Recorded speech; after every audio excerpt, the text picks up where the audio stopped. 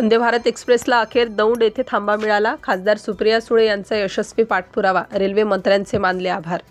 मुंबईहून ते सोलापूर धावणाऱ्या वंदे भारत एक्सप्रेसला दौंड येथे अखेर थांबा देण्यात आला आहे। ही गाडी सुरू झाली त्या पहिल्या दिवसापासून म्हणजे 10 फेब्रुवारी 2023 पासून खासदार सुप्रिया सुळे या दौंड स्थानकावर या गाडीला थांबा द्यावा यासाठी पाठपुरावा करत होत्या। अखेर त्यांच्या या सातत्यपूर्ण पाठपुराव्याला यश आलं आहे।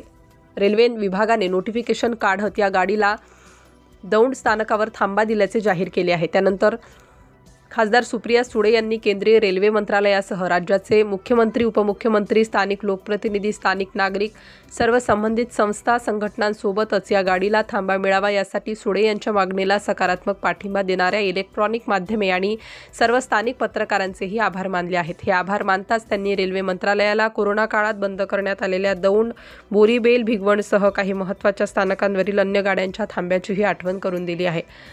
कोविड कालावधीत दौंड आणि भिगवण आदी स्थानकावरून मार्गस्थ होणाऱ्या अनेक एक्सप्रेस गाड्यांचे थांबे तसेच पुणे सोलापूर पॅसेंजर गाडीचा बोरीबेल येथील थांबा रद्द करण्यात आला आहे। 4 वर्ष उलटून गेले तरी थांबे अद्यापही सुरू करण्यात आले नाहीत। त्या सर्व गाड्यांचे थांबे पूर्ववत सुरू करावेत अशी मागणी त्यांनी रेल्वे मंत्री अश्विनी वैष्णव यांच्याकडे केली आहे।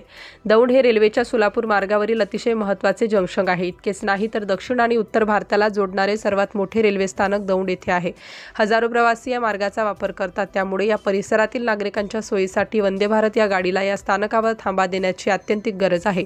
ही बाब स्थानिक नागरिकांच्या मागणीचा दाखला देत खासदार सुप्रिया सुळे या सातत्याने रेल्वे मंत्रालयाच्या लक्षात आणून देत होत्या। त्याला अखेर यश आले असून सुळे यांनी या घटनेला आनंद वार्ता असे म्हणत समस्त दौंडवासियांना ही घटना सोशल मीडियावरील त्यांच्या अकाउंटवरून कळवली आहे। अश्विनी वैष्णवजींचे मनापासून आभार मानते, कारण का वंदे भारतला स्टॉप हा दौंडला गरजेचाच होता।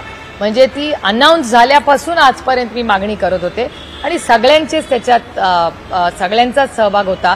स्थानिक सगळे कार्यकर्ते, माझे सहकारी, स्थानिक आमदार सगळ्यांनीच मिळून हे काम केलेलं आहे आणि मी अश्विनी वैष्णवजींचे जाहीर आभारी मानते।